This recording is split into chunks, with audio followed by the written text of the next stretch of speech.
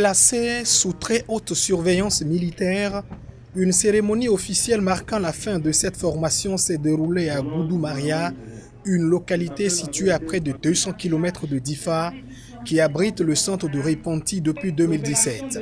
Après avoir prêté serment sur le Coran, les ex-djihadistes, dont 47 Nigériens, ont reçu des certificats de sortie les autorisant à quitter définitivement le centre.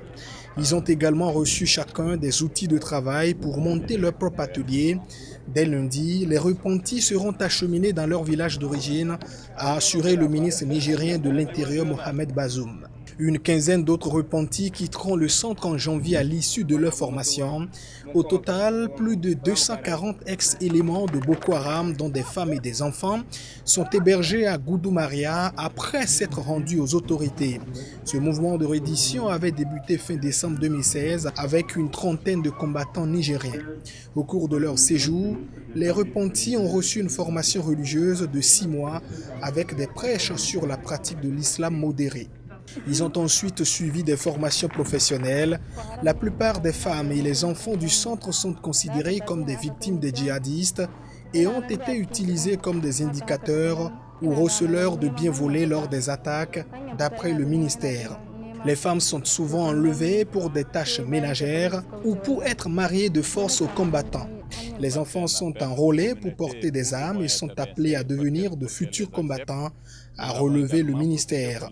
Nous sommes prêts à leur garantir la vie sauve et à créer les conditions de leur réinsertion socio-économique, avait assuré le président nigérien Mahamadou Issoufou.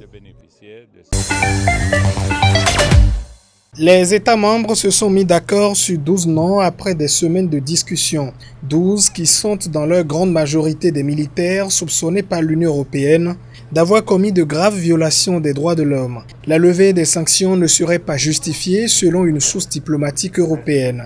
Les enquêtes réclamées par le Conseil des affaires étrangères de l'UE n'ont pas été menées. En revanche, selon plusieurs sources, pour 2 autres personnalités, une levée des sanctions devrait être annoncée. Lambert Mende, porte-parole des derniers gouvernements Kabila, et Roger Kibeliza, ancien responsable de la sécurité intérieure de la très redoutable Agence nationale des renseignements.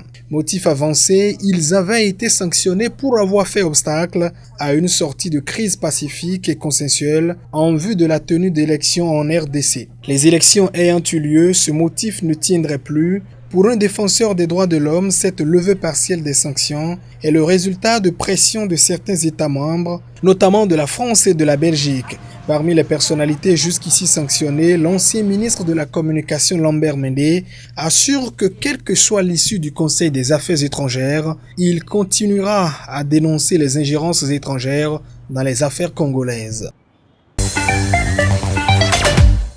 Selon la ministre rwandaise de la Santé Diane Gashumba, tous les pays situés dans les zones à risque se sont vus conseiller par le groupe stratégique consultatif d'experts de l'ONU d'utiliser le vaccin pour protéger ceux qui ont de fortes probabilités d'entrer en contact avec des gens vivant dans des zones où le virus Ebola est actif.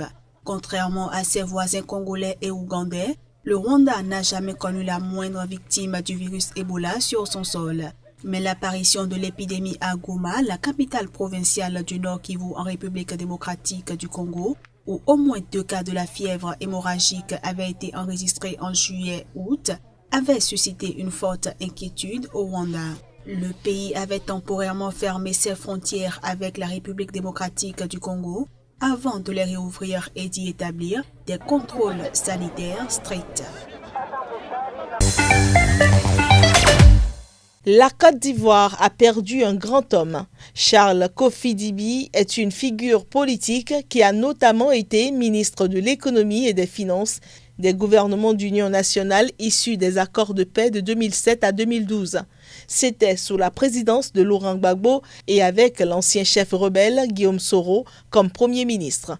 L'homme, en 2012, avait brièvement occupé ce poste sous la présidence d'Alassane Ouattara, qui l'avait ensuite placé aux affaires étrangères avant d'être nommé au Conseil économique et social. Cadre du Parti démocratique de Côte d'Ivoire, il avait aussi été ministre délégué de l'économie et des finances. Guillaume Soro a dit garder de lui l'excellent souvenir d'un homme d'État doté entre autres d'une perception aiguë des enjeux et des défis du monde de la finance.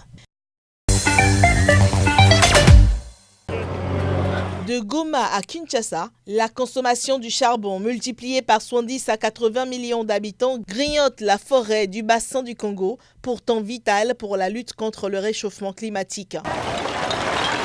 Solange, quand elle fait ses courses, jamais n'oublie le combustible de prédilection, le charbon de bois.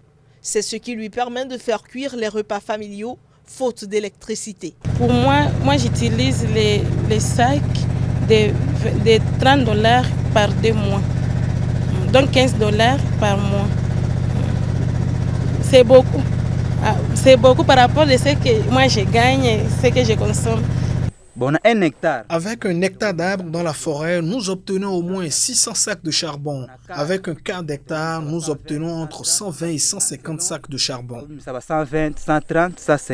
Deuxième massif forestier tropical de la planète après l'Amazonie, il est tout aussi vital pour ses capacités d'absorption de CO2 permettant de lutter contre le réchauffement climatique. Par manque d'électricité, la quête et l'économie du charbon rythment la vie quotidienne. Autour de la capitale, il n'y a plus d'arbres à l'est sur les plateaux Bateke ou au bord du fleuve, ni à l'ouest. Kinshasa consomme 5 millions de tonnes de bois par an qui proviendraient de l'exploitation d'environ 60 000 hectares de forêts naturelles périurbaines, d'après le Centre de coopération internationale en recherche agronomique pour le développement CIRAD. Pour sauvegarder la forêt, le chef de l'État, Félix Tshisekedi, a placé l'accès à l'électricité parmi les priorités de son mandat.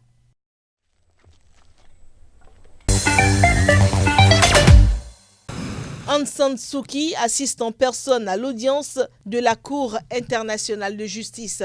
Devant les juges de la Cour basée à La Haye, le ministre gambien de la Justice a martelé la demande de son pays, celle qui veut que l'ancienne icône de la démocratie ordonne à la Birmanie de mettre fin à ces tueries insensées contre son propre peuple. Tout ce que la Gambie demande, c'est de dire à la Birmanie d'arrêter ces actes de barbarie et de brutalité qui ont choqué et qui continuent de choquer notre conscience collective, d'arrêter ce génocide de son propre peuple.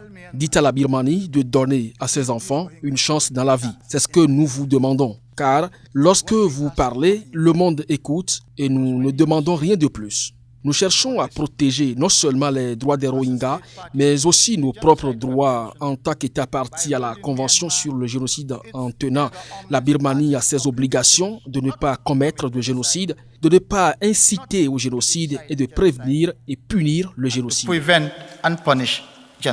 La Gambie, mandatée par les 57 États membres de l'Organisation de la coopération islamique, estime que la Birmanie a violé la Convention pour la prévention et la répression du crime de génocide, un traité de droit international approuvé en 1948.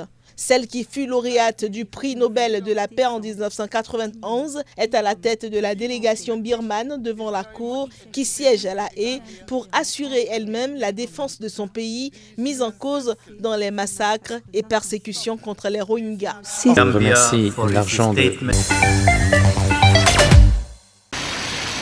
La grève des agents de la SDE entamée le 2 décembre avait provoqué des coupures d'eau dans plusieurs quartiers de Dakar au Sénégal. À l'issue de négociations survenues lundi soir, le gouvernement s'est dit prêt à leur octroyer 7,5% du capital et pour plus d'équité, 2,5% aux travailleurs des 2 autres entreprises actives dans le secteur de l'eau, soit 10% des parts au total, d'après le ministre de l'Hydraulique. Un changement qui survient à 3 semaines du contrôle du secteur par le français Suez. Il est prévu, dans le cadre de la nouvelle société devant être mise en place avec l'arrivée du français, que ce groupe détienne 45% des actions contre 25% pour des investisseurs sénégalais et 25% pour l'État. Ce dernier a fait une concession en acceptant de se délester de 5% de ses parts au profit de tous les travailleurs du secteur. Le gouvernement avait critiqué avec virulence la grève des agents, dénonçant des actes de sabotage opérés à travers notamment l'occupation de sites, la fermeture de vannes, l'arrêt d'installations de traitement d'eau, Des actes destinés à perturber la distribution normale de l'eau et prendre les populations en otage. Assuré depuis 1996 par la SDE, dont l'action majoritaire est un groupe franco-africain aux côtés d'actionnaires sénégalais à hauteur de 42,2%. La distribution de l'eau va passer le 31 décembre prochain aux mains du nouveau groupe au Sénégal, dominé par le français Suez, qui a promis de reprendre l'ensemble du personnel.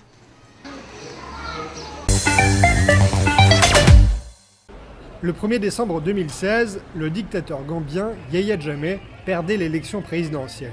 C'était la fin d'un régime brutal qui a duré 22 ans dans ce petit pays d'Afrique de l'Ouest enclavé dans le Sénégal. Mais 3 ans plus tard, des irréductibles adulent toujours l'ancien tyran, désormais exilé en Guinée équatoriale. C'est le seul président qui est capable de développer la Gambie. C'est le seul président qui sait de quoi on parle et qui nous comprend. Depuis près d'un an, les témoignages accablants se multiplient devant une commission Vérité et Réconciliation. Torture, exécution d'opposants, l'ancien dictateur est même accusé de viol. Mais ses supporters rejettent en bloc ces accusations.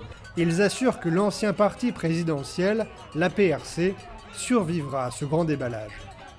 On le voit ici, et tous ces gens qui affichent leur amour pour lui. La commission Vérité et Réconciliation doit voir qu'il y a toujours des gens qui aiment l'ancien président. Pour son rassemblement annuel, le parti de Jammeh a attiré plusieurs milliers de personnes.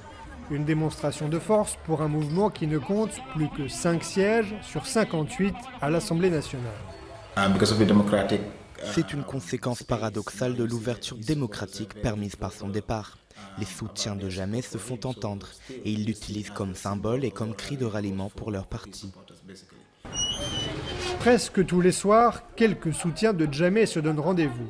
Ils se réunissent dans la maison du nouveau chef du parti, Fabakary Tombong Jatta. La formation fait souvent courir la rumeur d'un retour imminent de l'ancien président. Il a le droit de revenir et il reviendra, si Dieu le veut.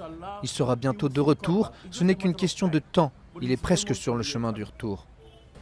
Mais si Yahya Jammeh revenait en Gambie, il risquerait alors, très certainement, de devoir faire face à la justice. Pied au plancher, en plein désert. À 900 km/h dans le Kalahari, en Afrique du Sud, la voiture du projet britannique Bloodhound n'est encore qu'en phase de test. Dans le viseur, le record du monde de vitesse au sol, actuellement de 1223 km/h. Ici, c'est le lit d'un lac asséché au cœur du Kalahari, l'un des rares endroits au monde assez plat pour atteindre de telles vitesses. Pour propulser ce drôle d'oiseau, un réacteur d'avion de chasse sous lequel s'ajoutera plus tard un moteur de fusée. Le tout sur 4 roues d'aluminium. Alors cette voiture, parce que oui, il s'agit bien d'une voiture, a un volant, une pédale pour accélérer et une pédale pour freiner. La puissance totale aujourd'hui en Afrique, c'est 50-54 000 chevaux, ce qui équivaut à 9 tonnes de poussée. Pour piloter un tel bolide, difficile de trouver plus qualifié que Andy Green, actuel détenteur du record du monde de vitesse au sol et ancien pilote de chasse. Ce sont des sensations très différentes, un environnement très différent, un véhicule très différent. Mais les aptitudes qu'il faut pour surveiller la haute vitesse, la contrôler, prendre des décisions en se demandant « est-ce que tout a l'air OK ? Est-ce que c'est sûr de continuer ?» Ça, c'est exactement comme piloter un avion de chasse aux limites de ses capacités. Un exploit technique donc, mais avec un coût environnemental. Véhicules, personnel et infrastructures, le tout en plein désert. Bloodhound reconnaît cet impact, mais parie sur l'avenir et les vocations que va créer la voiture. Ce projet inspire les gens à se lancer dans l'ingénierie. On veut réduire les problèmes de l'avenir avec des ingénieurs qui développeront des nouvelles technologies. On sera plus rapide, plus efficace, avec une empreinte carbone neutre. Et ça passe par le développement et le design. C'est l'ingénierie qui va permettre tout ça. Si on arrive à inspirer les gens, on remplit notre rôle. La première phase de test achevée, Bloodhound sera de retour en Angleterre pour 1 an et demi. Prochain arrêt dans le désert sud-africain prévu pour l'été 2021, avec cette fois un moteur de fusée en plus et l'espoir de franchir le mur du son et pulvériser le record du monde.